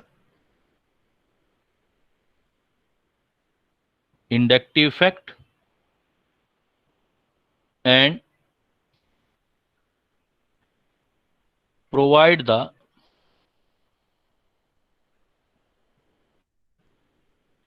increasing order of reactivity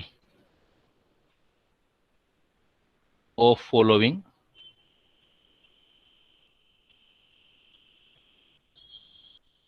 toward electrophilic attack. एक दे दिया मुझे मिथाइल बेंजीन और एक मुझे दे दिया टर्सरी ब्यूटाइल बेंजीन, या एक इथाइल भी ले लेते हैं, कोई नहीं।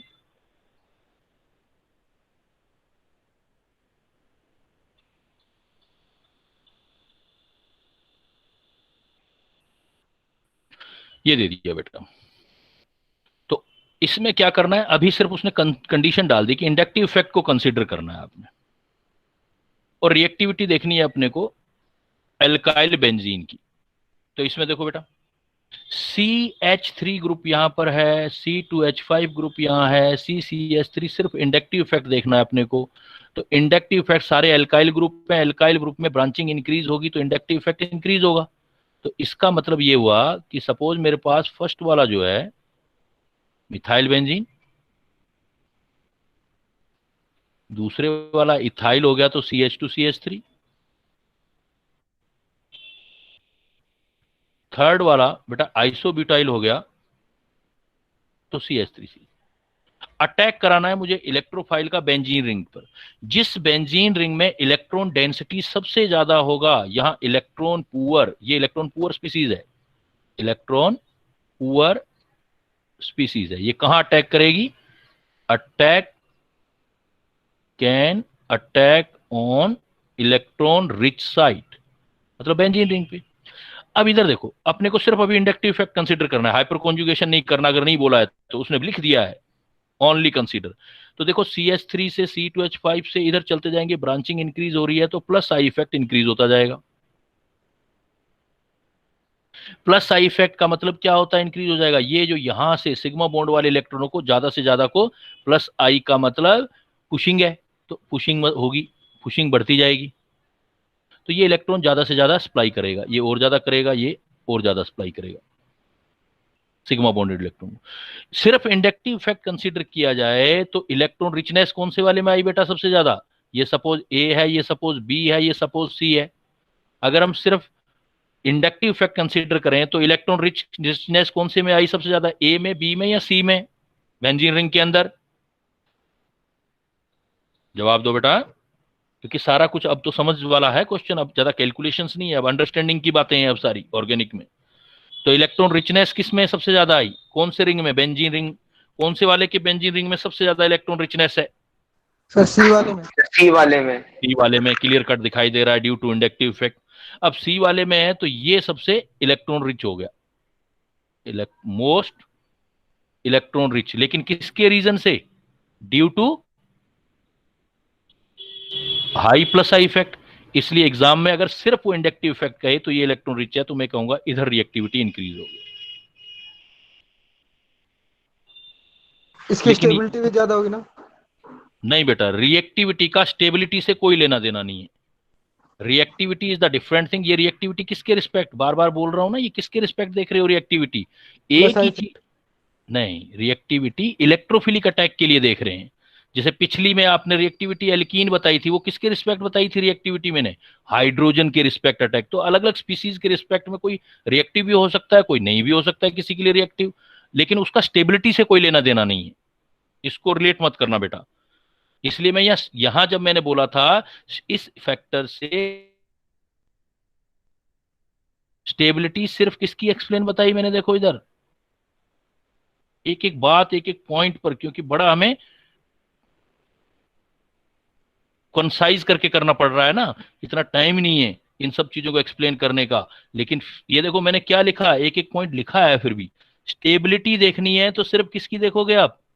ये देखो, number 1 carbocation, number 2 carbon free radical, number 3 alkene.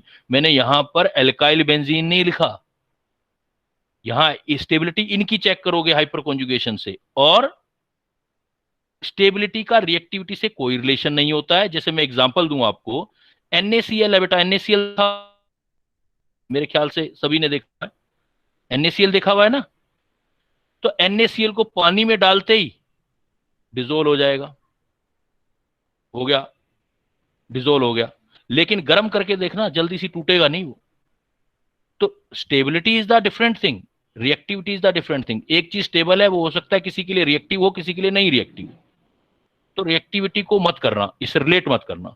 तो मैंने अभी जो रिएक्टिविटी बता रहा हूं, और किसके रिस्पेक्ट रिएक्टिविटी कह रहे हैं, रिएक्टिविटी हर एक के लिए अलग अलग होती है। किसके लिए रिएक्टिविटी कर रहे हैं एल्काइल बेंजीन की? इलेक्ट्रोफाइल अटैक के लिए। तो only consider inductive effect and prove the increasing order of reactivity of following toward electrophilic attack. Reactivity को वो देख रहे हैं। अब बट ये सही नहीं है जो हमने लिखा है, ये तो सिर्फ आपने इंडक्टिव इफेक्ट, एग्जामिनर हमारा ध्यान बंटाने के लिए इंडक्टिव इफेक्ट लिख दिया। लेकिन अगर मुझे ये कहता, कुछ नहीं लिखता, कहता कि करेक्ट, इसी प्रॉब्लम को मैं एग्जाम में ऐसे दे देता, मैं कहता provide the reactivity order toward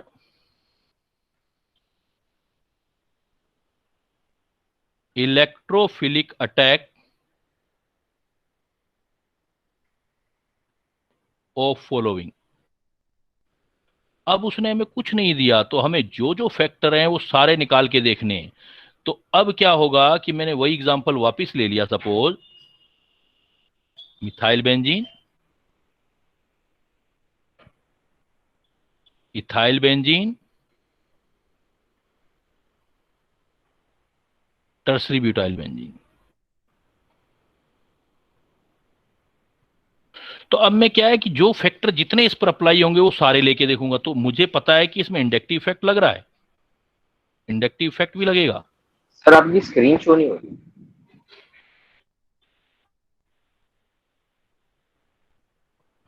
सभी को नहीं दिख रही है क्या बेटा? नहीं सर, क्लियर है मेरे साइड से। हाँ तो उनके आपका सर बेटा मेरी अपना, तरफ से भी क्लियर है। हाँ तो पर्सनल प्रॉब्लम होगा, चेक कर लो।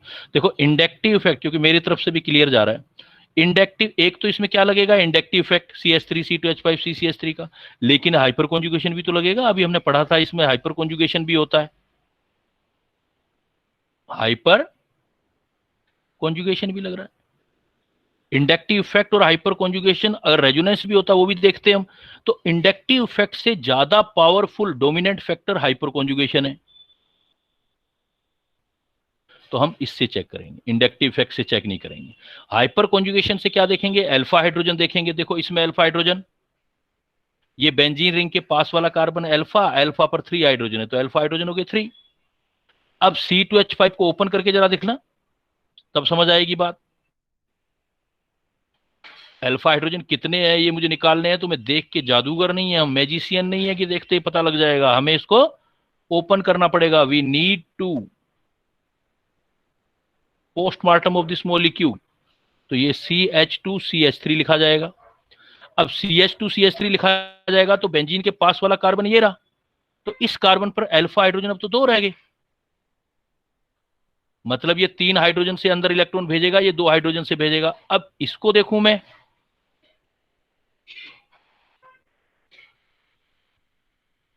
सी सर 9 होगा ना इसमें? 0 होगा बेटा, 0 होगा, 9 नहीं होंगे। ये रहा बेंजीन, बेंजीन के पास वाला कार्बन ये रहा अल्फा कार्बन, इस पर हाइड्रोजन है कहां, ये तो बीटा पे लगे हुए हैं, है ना। तो that's why I suggest you कि I am suggesting always you, जब स्टार्टिंग से कि मैं आपको कहता हूं कि आप जब ऑर्गेनिक जब कर रहे हो, अब ऑर्गेनिक में एक सबसे बड़ा पॉइंट ये है कि आप डायरेक्ट आंसर मत निकालो, एक एक चीज को, एक एक बॉन्ड को अलग अलग करो पहले, तब चीजें पता लगेंगी और साफ दिखेगा आपको, खुद लगा रहे यार क्या मैं क्या सोच रहा था, मैं तो बिल्कुल ही जो है सिल्ली मिस्टेक कर रहा था। अब देखो जैसे इसी को यहां से देखा तो आपको कितना दिख रहा था, 9।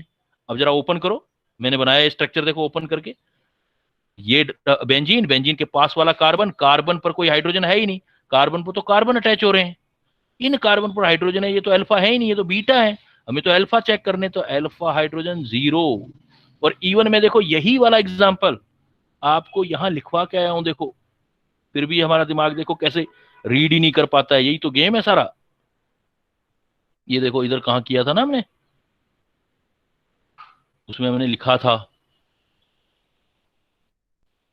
कहां लिखा था अभी, चलो आ जाएगा। बस ये है कि इसमें आईज और माइंड का बहुत बड़ा गेम है बेटा ऑर्गेनिक में। ये देखो यहां लिखा था मैंने, आईज और माइंड दोनों एक साथ फोकस होने चाहिए।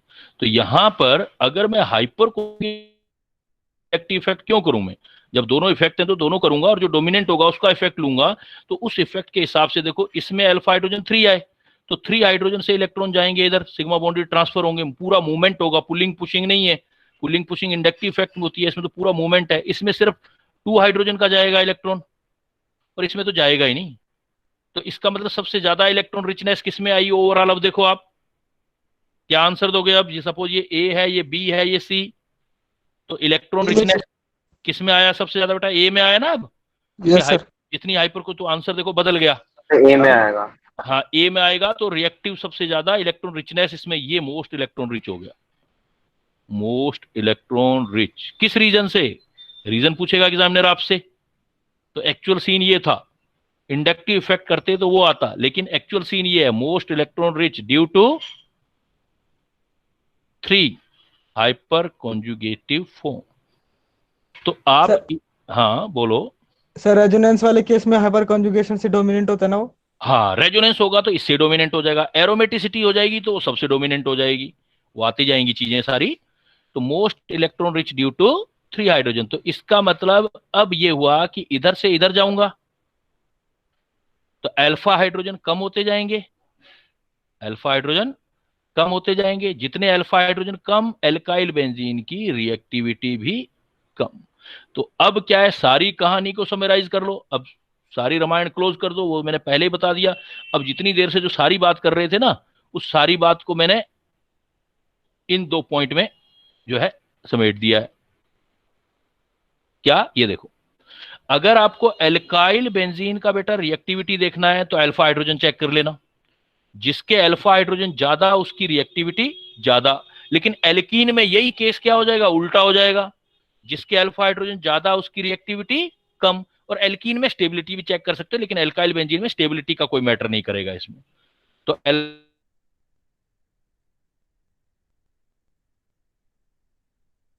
लेकिन स्टेबिलिटी देखनी है, इसका मतलब मुझे बताओ आप, रिएक्टिविटी किस किस की देख सकते हो बेटा इससे, हाइपर कॉन्जुगेशन से रिएक्टिविटी किस किस का देख सकते हो?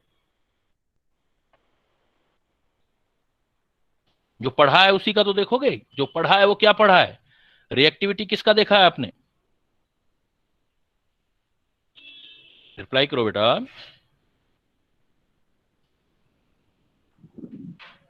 कार्बोकैटायन।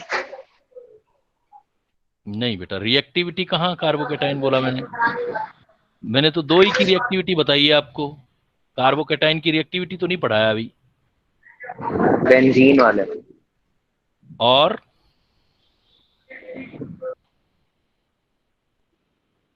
एल्कीन। एल्कीन, 2 ही तो बताई बेटा, 2 ही चीजें, रिएक्टिविटी 2 की ही बताई है हाइपर कॉन्जुगेशन से, एल्कीन की रिएक्टिविटी और एल्काइल बेंजीन की रिएक्टिविटी, और दोनों को अपोजिट चीजों से बताया है। मैंने बोला कि अगर एल्कीन की रिएक्टिविटी देखनी है,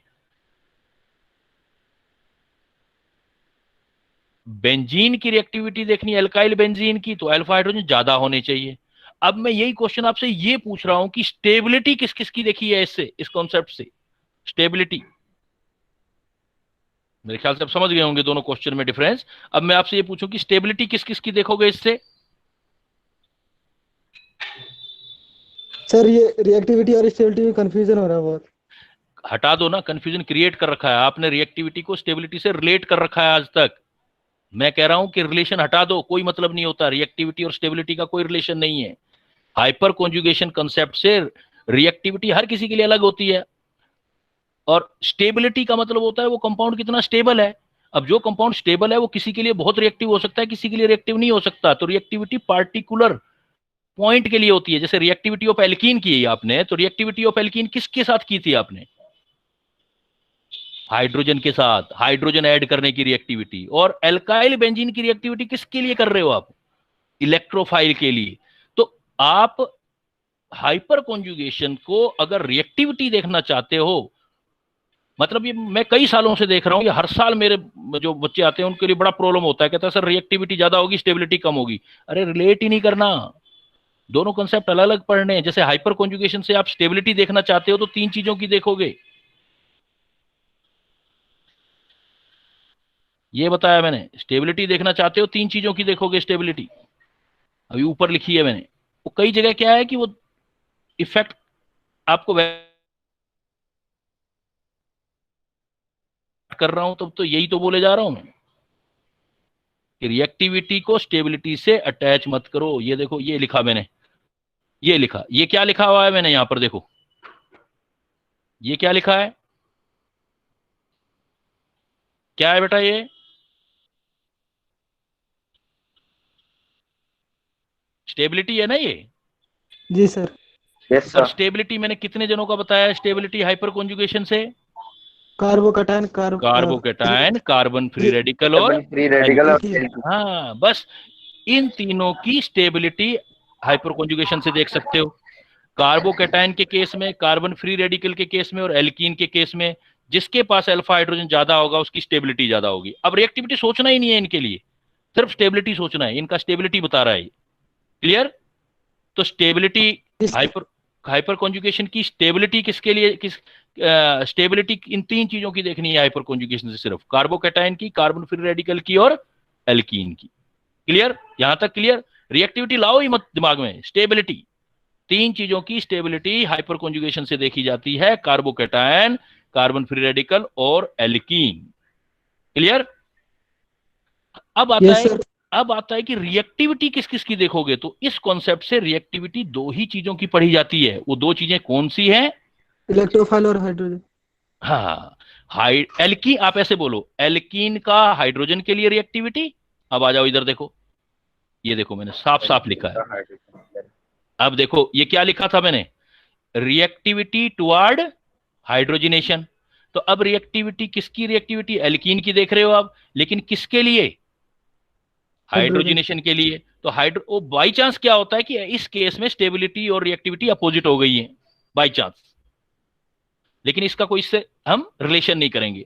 हम तो ये पढ़ेंगे, अब हम देख रहे हैं स्टेबिलिटी देखनी है तो देख लेंगे अलग से ऊपर से। अब रिएक्टिविटी देखनी है तो एल्कीन की रिएक्टिविटी हाइड्रोजनेशन के लिए देखेंगे, तो जिसके पास अल्फा हाइड्रोजन ज्यादा उसकी रिएक्टिविटी कम, उस एल्कीन की रिएक्टिविटी कम। जिसके पास अल्फा हाइड्रोजन ज्यादा उस एल्कीन की रिएक्टिविटी कम। यही रिएक्टिविटी आप फिर आ जाओ नीचे, और किसकी चेक कर सकते हो? देखो इसी कॉन्सेप्ट से इधर आ जाओ फिर, ये देखो फिर किसकी रिएक्टिविटी एक्सप्लेन कर सकते हो आप? इसके एल्काइल बेंजीन की, लेकिन किसके रिस्पेक्ट?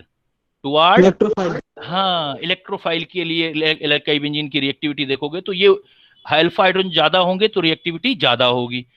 अब देखो मैं समराइज करता हूं कि आप हाइपर कॉन्जुगेशन से क्या क्या पता कर सकते हो। आप हाइपर कॉन्जुगेशन से तीन चीजों की स्टेबिलिटी चेक कर सकते हो।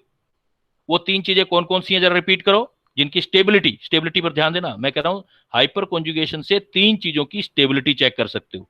वो तीन चीजें कौन सी हैं? Carbocation, carbon free radical and alkene. Clear? इन तीनों केसेस में जिसके अल्फा हाइड्रोजन ज्यादा होंगे उसकी स्टेबिलिटी ज्यादा होगी। तो तीन चीजों की तो स्टेबिलिटी चेक कर सकते हो, फिर छोड़ दो इस पॉइंट को। दूसरा हाइपर कॉन्जुगेशन से क्या कर सकते हो? हाइपर कॉन्जुगेशन से दो चीजों की रिएक्टिविटी चेक की जा सकती है। वो दो चीजें कौन है? एक है एल्कीन और एक है एल्काइल बेंजीन। एल्कीन की रिएक्टिविटी अल्फा हाइड्रोजन बढ़ने पर कम होगी, लेकिन एल्काइल बेंजीन की रिएक्टिविटी अल्फा हाइड्रोजन बढ़ने पर बढ़ेगी। अब क्लियर है ये बात? Yes total yes sir. Total पांच चीजें होगी ना, हाइपर कॉन्जुगेशन से पांच चीजें करोगे, पांच जगह क्वेश्चन आएंगे। पांच चीजें क्या हुई? Stability of alkene, stability of carbocation, stability of free radical, तीन ये होगी। दो चीजें, दो की reactivity, reactivity of alkene, reactivity of alkyl benzene, ऐसे करेंगे। और इनको आपस में रिलेट नहीं करेंगे, किसी की स्टेबिलिटी ज्यादा तो रिएक्टिविटी कम, वहां पंगा हो जाएगा, नहीं तो वो गड़बड़ हो जाएगी। उनको रिलेट नहीं करना आपने। चलें आगे अब। जी यस सर। सर। तो अब देखो आप, तो दूसरा कॉन्सेप्ट पढ़ लिया, बेकर नेथन इफेक्ट या हाइपर कॉन्जुगेशन। तीसरा इफेक्ट क्या था हमारा? रेजोनेंस। इसको मीजोमेरिक इफेक्ट भी बोलते हैं हम। रेजोनेंस में क्या है कि आपका, मैंने अभी बोला था कि कंप्लीट मूवमेंट है। किसका मूवमेंट? पाई इलेक्ट्रॉन का मूवमेंट ऑफ पाई इलेक्ट्रॉन और लोन पेयर। लेकिन ये तभी हो सकता है जब ये अल्टरनेटिव प्रेजेंट हो। अल्टरनेटिव, सपोज देखो, मान लेते हैं हमारे पास CH2, CH और CH2 पर पॉजिटिव चार्ज है। अब यहां पर देखो, ये अल्टरनेटिव पोजीशन आ रही है दोनों की, ये डबल बॉन्ड और ये पॉजिटिव चार्ज। तो double bond, single bond, positive charge alternative है। तो अल्टरनेटिव है तो ये पाई बॉन्ड पूरा का पूरा इधर मूव कर सकता है। तो पूरा का पूरा ये इधर मूव करेगा, तो हम इसका मूवमेंट के बाद स्ट्रक्चर बनाएंगे CH2 CH डबल बॉन्ड, इधर CH2 आ गया, बॉन्ड इधर आ गया, तो इधर यहां से इलेक्ट्रॉन गए, पॉजिटिव चार्ज आ गया। तो इस कुल मिला के बात क्या हुआ कि ये देखो पाई बॉन्ड का मूवमेंट हुआ, pi bond movement of pi bond और lone pair toward vacant orbital.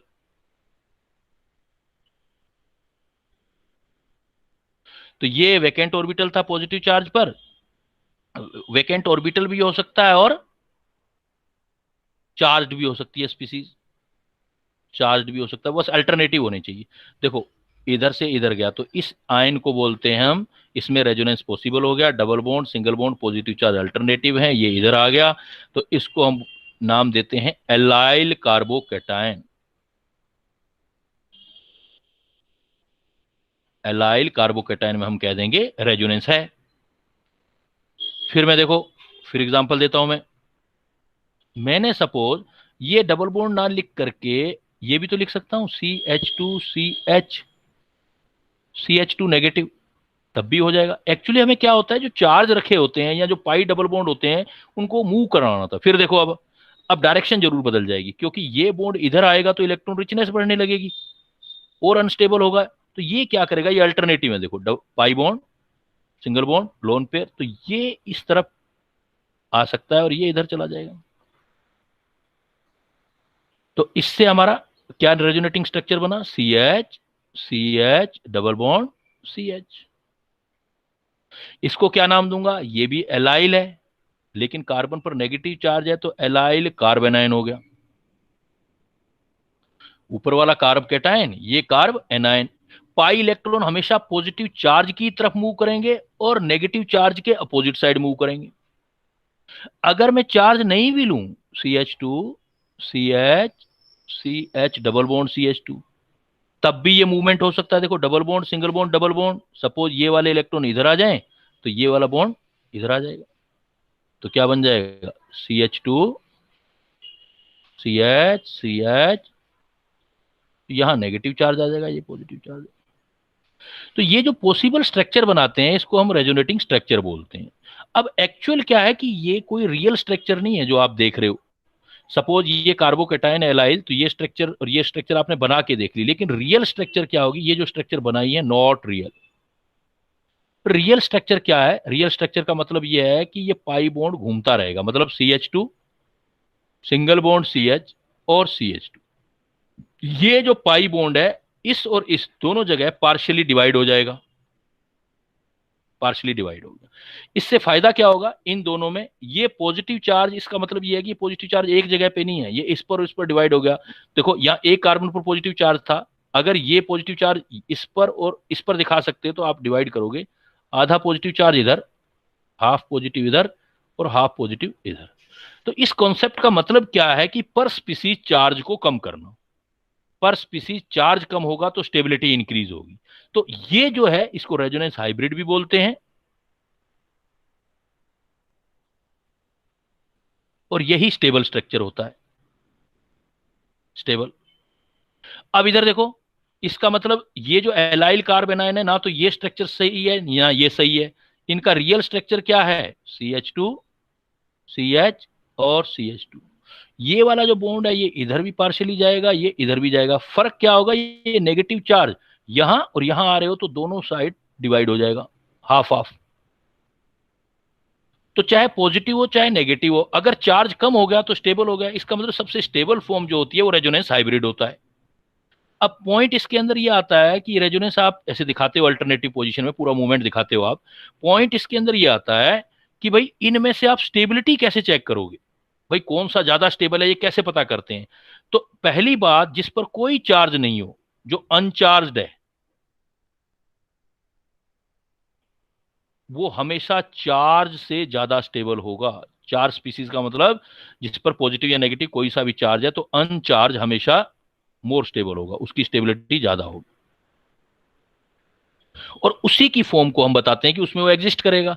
जैसे मान लो ये है, आपको मैंने डाल दिया 1,3 ब्यूटाडाइन, आपसे पूछ लिया भाई ये रेजोनेंस शो करेगा, आप कहोगे yes, because double bond single bond double bond alternative है। बना दी रेजोनेटिंग स्ट्रक्चर, ये वाली बना दी, या अपोजिट वाली ऐसे भी बना सकते हो कि CH2 CH double bond CH CH2, इधर मूवमेंट दूसरी साइड कर देते हैं, इधर नेगेटिव चार्ज आ गया, इधर पॉजिटिव। अब ये पॉसिबल रेजोनेटिंग स्ट्रक्चर है। तो इन तीनों में पूछा जाएगा आप सबसे स्टेबल कौन सी है, तो कौन सी बताओगे बेटा आप सबसे स्टेबल इन तीनों में? 1,3 ब्यूटाडाइन पहले वाला हो जाएगा ना, ये वाला। क्यों बताया आपने, ये क्यों सबसे स्टेबल है इन तीनों में? क्योंकि अनचार्ज है। अनचार्ज है। तो चार्ज और अनचार्ज में सबसे ज्यादा स्टेबल वो होता है जो अनचार्ज होता है।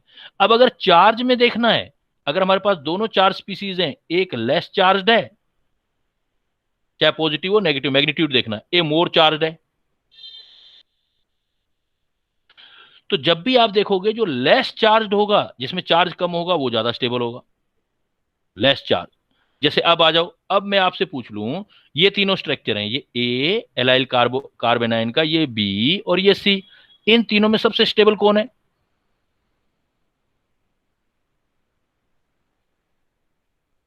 ए बी सी में सबसे स्टेबल कौन सी स्ट्रक्चर आएगी? जो जिसमें सी वाली होगी। सी वाली होगी बेटा। क्यों? क्योंकि पर स्पीसीज चार्ज है। यहां पर देखो, पर स्पीसीज कार्बन पर चार्ज कितना आ रहा है? 1, चाहे नेगेटिव हो चाहे पॉजिटिव हो। यहां भी कार्बन पर आ रहा है 1, तो इन दोनों की स्टेबिलिटी बराबर है, क्योंकि दोनों में कार्बन पे नेगेटिव चार्ज आ रहा है। लेकिन इनके कंपैरिजन में ये जो स्ट्रक्चर है, इसमें देखो कार्बन पर चार्ज कितना आ रहा है? हाफ, आधा इधर हो गया डिवाइड, आधा इधर हो गया। तो चार्ज कम आ जाता है तो स्टेबिलिटी आ जाती है। इसका मतलब ज्यादा स्टेबल कौन हुआ इन दोनों के कंपैरिजन में? सी।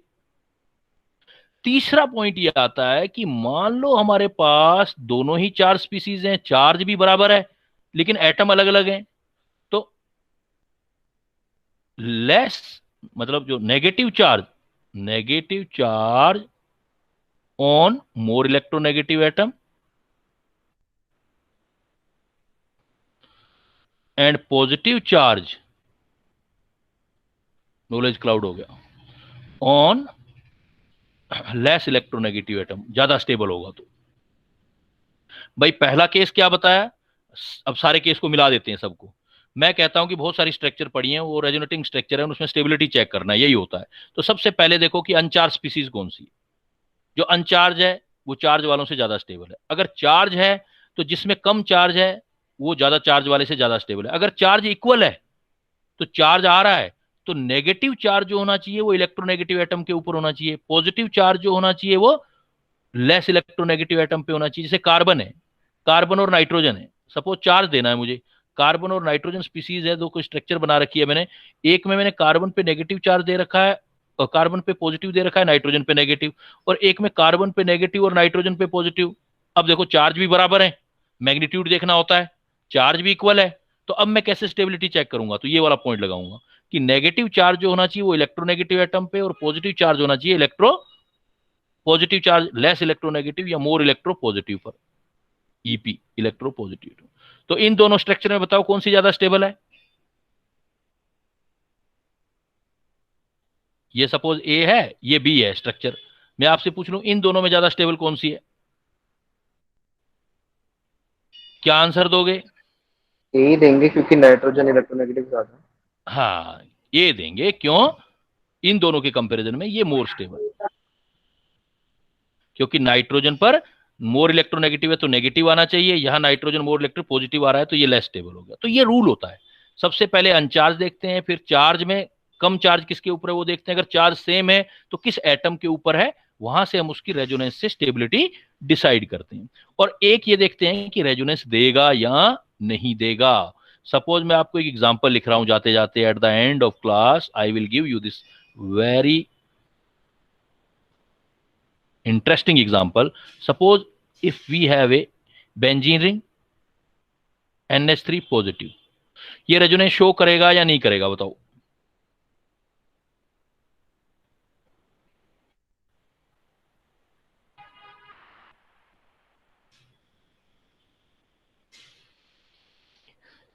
पहली साइट में क्या लग रहा है? फर्स्ट साइट में देखो, ये डबल बॉन्ड, ये सिंगल बॉन्ड, ये पॉजिटिव चार्ज, तो लग रहा है कि यार ये तो अल्टरनेटिव पड़े हैं तो होना चाहिए रेजोनेंस। लेकिन रेजोनेंस का रूल है, रेजोनेंस में किसी भी रेजोनेटिंग स्ट्रक्चर में 4 से ज्यादा बॉन्ड नहीं होने चाहिए। अगर 4, क्योंकि 4 बॉन्ड का मतलब होता है 8 इलेक्ट्रॉन हो गई, तो ऑक्टेट का एक्सपेंशन इनवैलिड है इन रेजोनेंस। नॉलेज क्लाउड दे रहा हूं। In resonance